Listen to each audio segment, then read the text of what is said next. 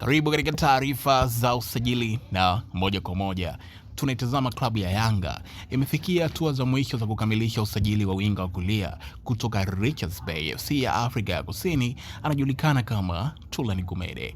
Taarifa kutoka Afrika ya Kusini zinaeleza kuwa mazungumzo kati ya pande husika yamefikia hatua kubwa na makubaliano yanatarajiwa kukamilishwa ndani ya muda mfupi ikiwa kutatokea mabadiliko ya ghafla. Tulani Gumede mwenye umri wa miaka 25 ni mmoja wa wachezaji waliovutia katika ligi kuu ya Afrika ya Kusini kutokana na uwezo wake wa kucheza kama winga wa kulia, huku pia akimiliki uwezo wa kucheza maeneo mbalimbali ya ushambuliaji. Katika msimu uliopita akiwa na Richards Bay FC, Gumede alitoa mchango mkubwa kwa timu yake kwa kufunga mabao na kutoa pasi za mabao, huku akionyesha kiwango kilichowavutia vigogo mbalimbali wa soka barani Afrika wakiwemo Young Africans.